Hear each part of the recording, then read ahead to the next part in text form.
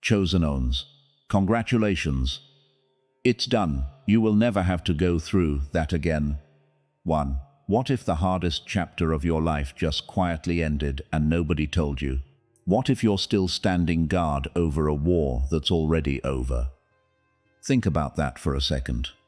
Somewhere inside you, there's a part that's still tense, still watching, still waiting for the pain to come back around, like it always used to.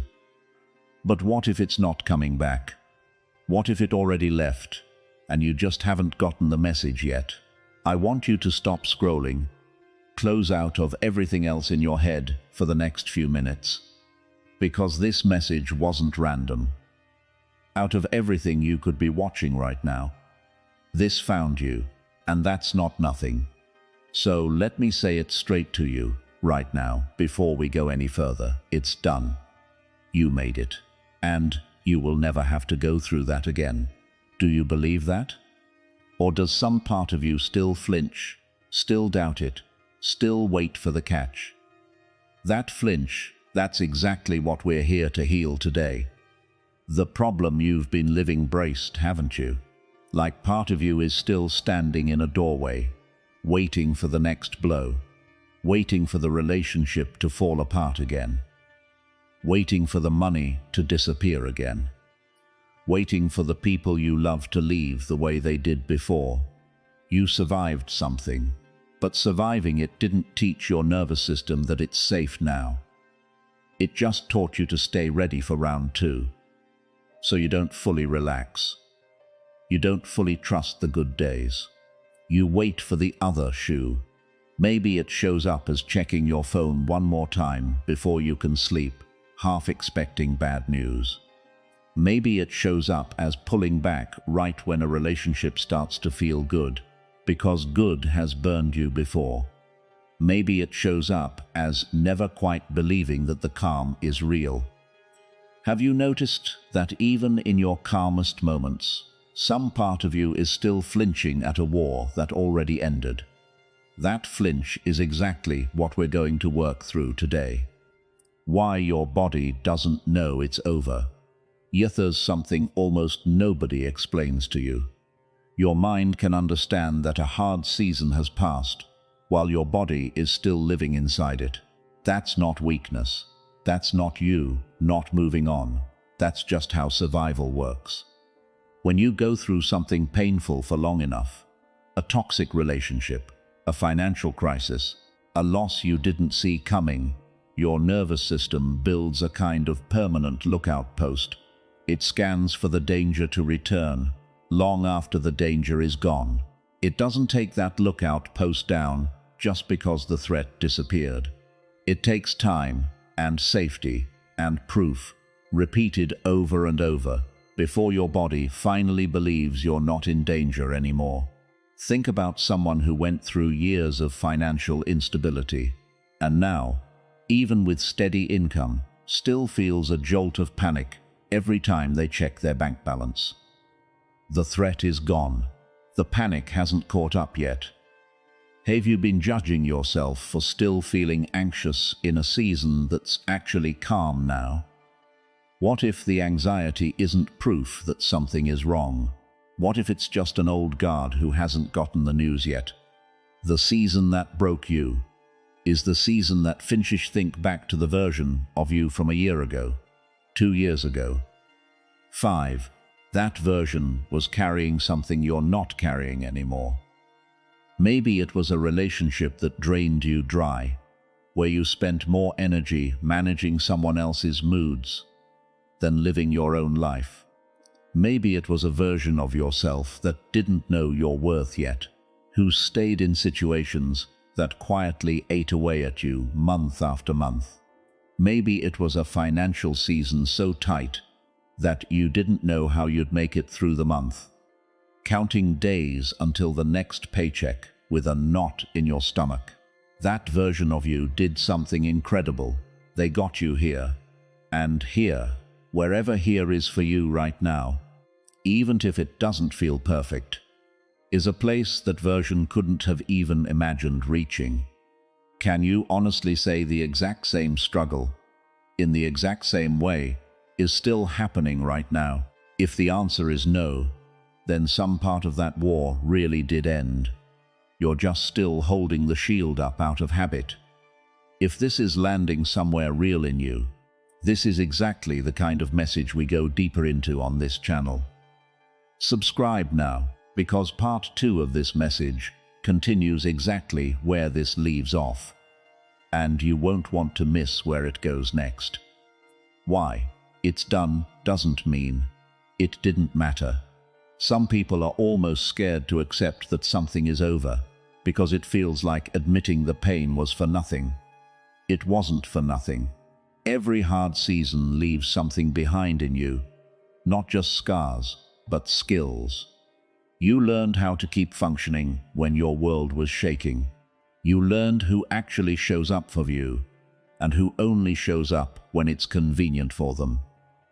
You learned what you will not tolerate again, and that boundary didn't exist in you before that pain forced it into existence. Think about the person who went through a betrayal so deep it changed how they saw people entirely, and came out the other side with a radar for dishonesty they never had before. That radar wasn't there by accident. It was built one painful lesson at a time. So when we say it's done, we're not saying it didn't matter. We're saying it finished its job.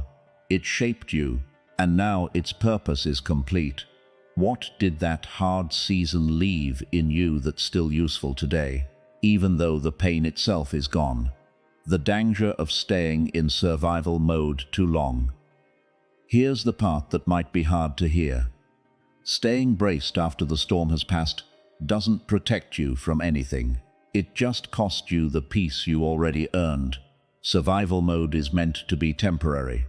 It's meant to get you through the emergency, not become your permanent address. But so many people, once they finally reach safety, don't know how to live there. They keep scanning for threats that aren't coming. They keep testing the people who've already proven they're trustworthy, waiting for them to slip up. They keep preparing for a disaster that already happened and already ended.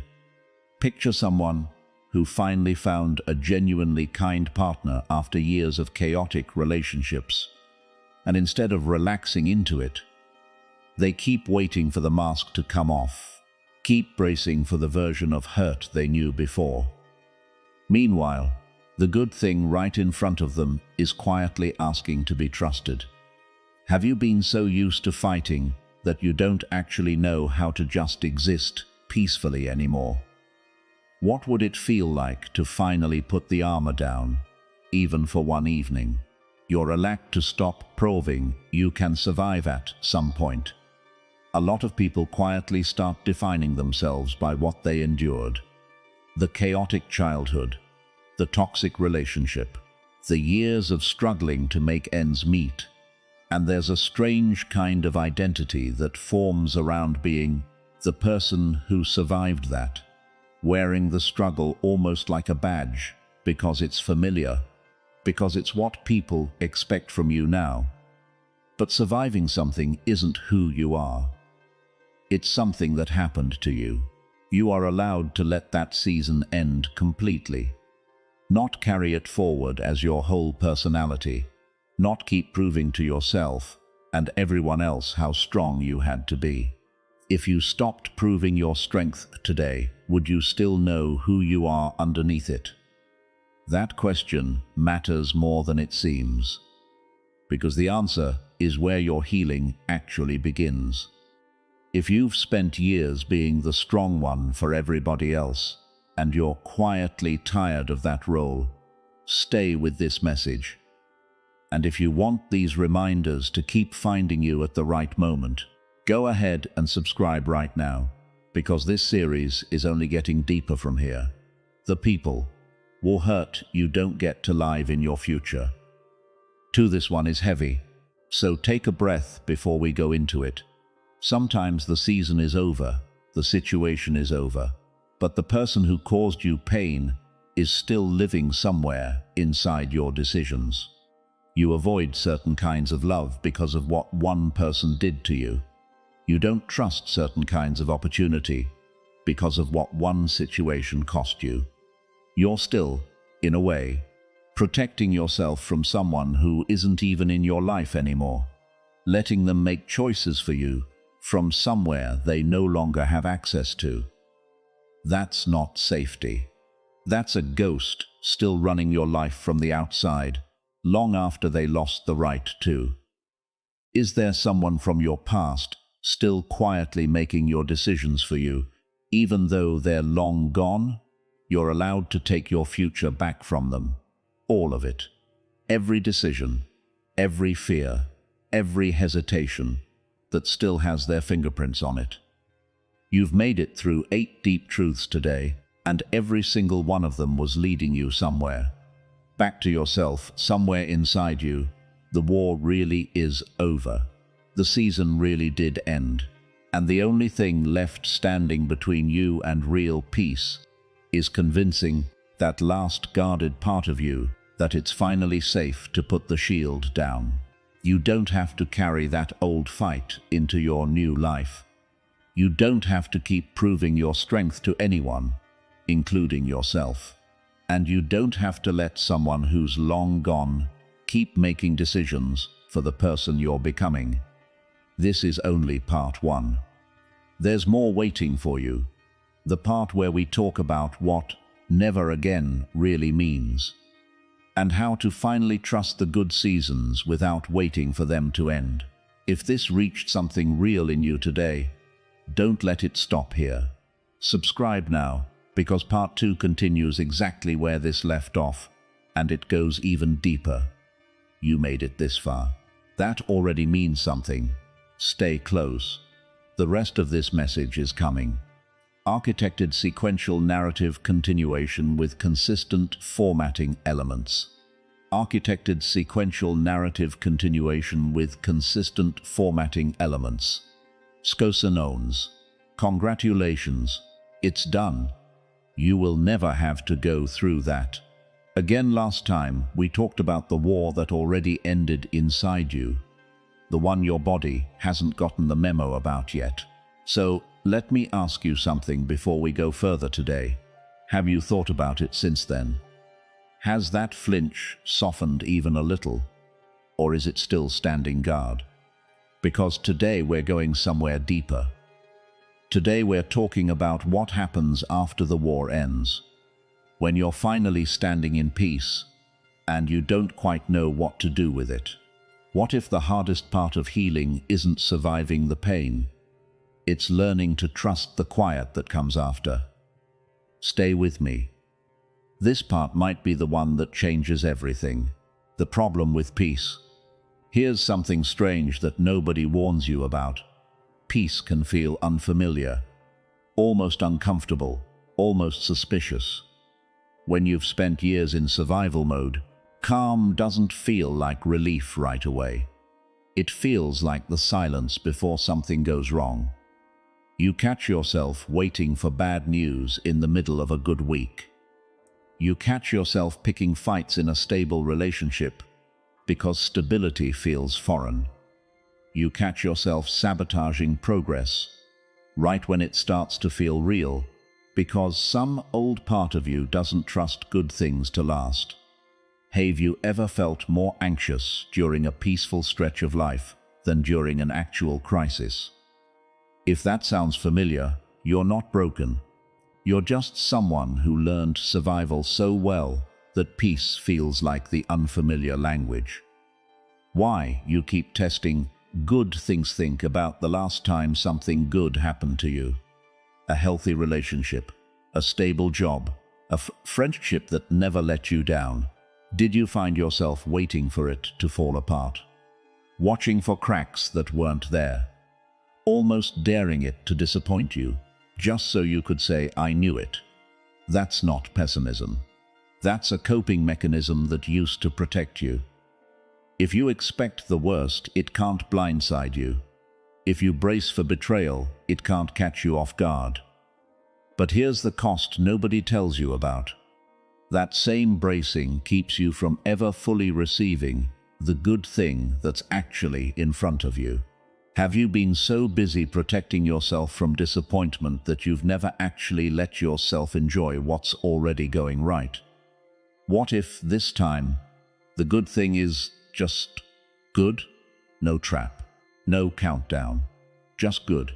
If you've caught yourself doing this, this is exactly why this series exists. Subscribe now, because part 3 is going to show you exactly how to retrain that instinct, and you'll want that piece too. The difference between caution and self-sabotage, there's a fine line here, and it matters. Caution is wisdom. Caution says, pay attention, notice patterns, don't ignore red flags. That kind of caution kept you alive through things that should have broken you. Self-sabotage is different. Self-sabotage doesn't wait for real red flags. It invents them. It picks fights out of nowhere. It pulls away right when someone gets close. It quits right before the breakthrough. It's not protecting you from actual danger. It's protecting you from the vulnerability of hoping. Ask yourself honestly, is the fear you're feeling right now based on something actually happening? Or is it an old alarm going off in a house that isn't on fire anymore? That question alone can save you from ending something good for no real reason at all. What never again actually means. You will never have to go through that again. Doesn't mean life will suddenly become painless. It means you will never have to go through that specific version of pain again. Not because life owes you an easy road from here, but because you are not the same person who walked through it the first time. The next hard thing, if it ever comes, will meet a completely different you. A you with boundaries now. A you with self-respect now. A you who knows their worth and knows exactly how to walk away from what doesn't honor it. That old version of pain literally cannot happen to this version of you, because this version of you would never allow the same conditions to exist in the first place. Do you see how much you've changed since the last time life truly tested you? That change is the proof. Not a guarantee that nothing will ever hurt again, but proof that you are no longer someone that particular pain can reach. Learning to trust good seasons again. Here's something almost nobody tells you about healing. Sometimes the hardest part isn't surviving the bad season. It's learning to actually enjoy the good one without waiting for it to be taken away. You deserve to enjoy stability without treating it like a countdown clock. You deserve to receive love without auditing it for hidden threats every single day. You deserve to have a good month, a good year, a good stretch of peace, and just let it be good. Not a trap, not a trick, not the calm before another storm. Picture someone who finally has a quiet Sunday morning, coffee in hand, nothing going wrong.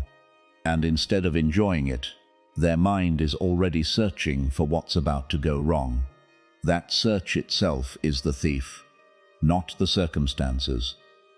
The search, when was the last time you let yourself fully enjoy something good, without your mind immediately hunting for what could go wrong?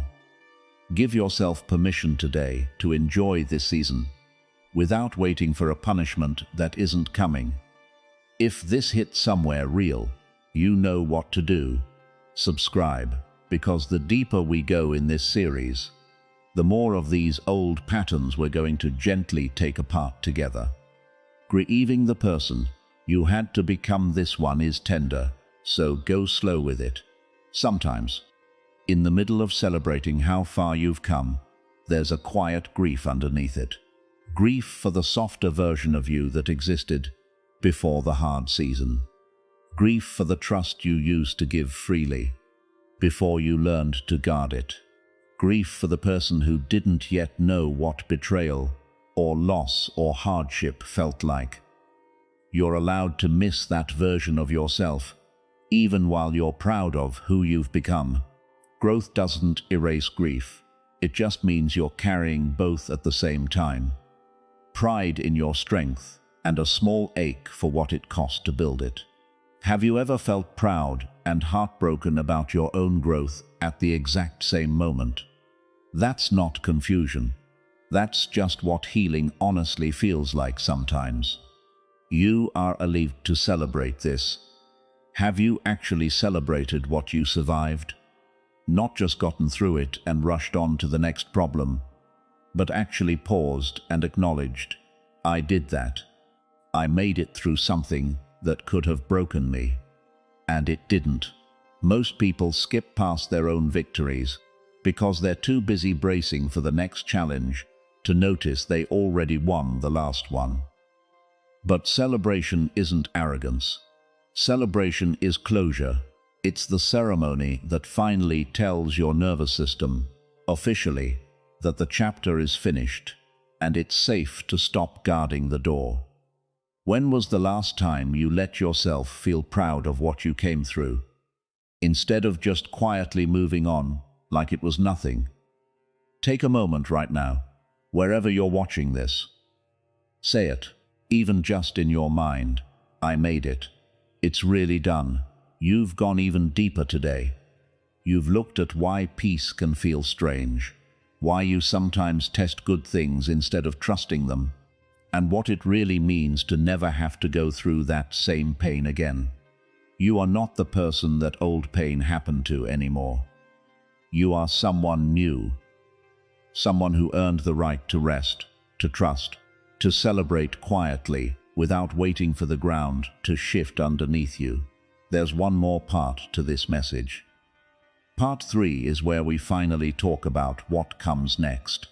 Not just surviving, not just healing, but actually stepping into what all of this was preparing you for. If this series has meant something to you, subscribe now so Part 3 finds you the moment it's ready. You've come too far to miss the ending of this message. Rest a little longer. You've more than earned it. Orchestrated series finale while preserving established narrative framework. Orchestrated series finale while preserving established narrative framework. Chosen ons. Congratulations. It's done. You will never have to go through that again, final chap. You've made it through 4 parts of this message. The war ended. The peace settled in. You started trusting yourself again. And now, here you are, standing at the edge of something new. So let me ask you the one question this entire series has been building toward. If nothing is chasing you anymore, what will you finally chase? Not out of fear this time, not to escape something, not to prove anything to anyone who doubted you, just because, for the first time in a long time, you actually get to choose. Are you ready to hear where this ends? The problem. Here's the last hard truth we need to talk about. Freedom without direction can feel just as heavy as struggle did. You spent years surviving, and then several more learning to trust the calm after it. But now, standing here with an open road in front of you, a new kind of fear can creep in. Not the fear of losing everything, but the fear of wasting what you fought so hard to get. What if you finally have the freedom and you don't use it well? What if this peace was supposed to lead somewhere, and you just stay still? Have you ever felt afraid, not of failing, but of not knowing what you're even supposed to do with the life you finally have back? That fear is normal, and today we're walking through it together. You don't need the whole map, just the next step. Here's something that will take the pressure off completely. You don't have to know your entire future to move forward in it. You just have to know the next right step. Think about how you got through the hardest season of your life. You didn't see the whole path out when you were in the middle of it. You just kept taking the next step, one day, sometimes 1 hour at a time. That same approach works now, except instead of surviving 1 step at a time, you're building 1 step at a time. What is one small step, just one, that you could take this week toward the life you actually want? You don't need the whole map, You just need enough light for the next step. Letting go of the pressure to make it all worth it. A lot of people who've survived something hard put enormous pressure on whatever comes next. It has to be big. It has to be meaningful. It has to justify everything they went through, or the suffering was pointless. But here's the truth. Your pain already did its job.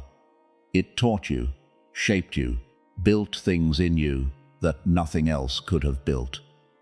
It doesn't need your future to be extraordinary in order to have mattered. Your life doesn't have to become a spectacular success story to prove the struggle was worth it. It already was worth it in what it made of you. Have you been putting pressure on your future to earn back everything you lost? You're allowed to build an ordinary, peaceful, good life. That's not a consolation prize. That's the actual goal. If this is easing something in you, that's exactly what this whole series has been for. And if you haven't yet, subscribe now, because more of these messages are coming for the moments you need them most. The courage to be happy. This might be the hardest truth in this entire series. So sit with it for a moment. Sometimes happiness requires more courage than survival did. Survival didn't ask you to be vulnerable. It just asked you to endure. But happiness, real happiness, asks you to open up, to hope again, to care about outcomes again, to risk disappointment again. In a strange way, staying guarded was easier than fully living, because guarded people can't be blindsided the same way open people can. Are you willing to be that brave? Not the bravery of gritting your teeth through pain, but the bravery of letting yourself actually feel good, actually hope, actually want things, knowing it might not go perfectly, and choosing it anyway. That kind of courage is quieter than the kind that gets you through crisis, but it might be the harder one to find. You are not behind somewhere in the middle of all this healing. A familiar fear might creep back in, the fear that you lost time, that you should be further along by now, that everyone else moved forward while you were busy surviving, and now you're catching up from behind. Here's the truth. You weren't behind. You were exactly where you needed to be, doing the exact work your life required at that time. Nobody who is building real strength does it on the same timeline as someone who never had to. Comparing your path to someone else's was never fair to begin with, because they never walked through what you walked through. If you stopped comparing your timeline to everyone else's and just looked at your own path honestly, would you still call yourself behind? You're not behind. You were becoming. What you get to leave behind for good as we come to the end of this message. It's worth naming clearly, one final time, what you get to leave behind. The bracing, the waiting for the other shoe, the identity built around what broke you, the old story that said good things don't last for people like you, the ghosts of people who don't deserve to keep influencing your choices, the belief that you have to earn rest. All of that is allowed to stay in the past, where it belongs. Which one of these, if you're honest, is still the hardest one for you to fully let go of? Naming it is the first step to finally releasing it. The person you're becoming. You are not who you were when this all started. You are someone who has been tested and didn't break completely, even when it felt like you might. Someone who learned peace the hard way and is now learning to trust it. Someone who has every reason to walk through the rest of their life a little lighter, a little wiser, and a lot more sure of what they deserve. That person, the one reading these words right now, is not fragile, is not behind, is not doomed to repeat the past. Can you see that person clearly yet? Or are you still looking for the version of you that got hurt? Look again. They're not there anymore. This is who's here now. If this whole series has meant something to you, This is the moment to make sure you don't lose it. Subscribe now, because this channel exists to keep finding you exactly when you need these words most. The invitation, so here it is. The invitation this entire series has been building toward. Not a promise that life will never be hard again. Not a guarantee that nothing will ever hurt. Just an invitation to finally live like the war is over. To stop bracing, to let good things be good, to want things again, to trust yourself with what comes next. You don't need permission from anyone else to accept this invitation. You've already done the hardest part. All that's left is choosing to walk forward, lighter than you've walked in a long time. Will you accept it? The final truth: it's done. It was always going to end. Every hard season has a final day, even the ones that feel endless while you're inside them. And you made it to the other side of yours. You are not the person that pain happened to anymore. You are the person who survived it, learned from it, and is now standing exactly where you were always meant to end up. Free, capable, and finally ready to build instead of just endure. So take a breath. Let your shoulders drop.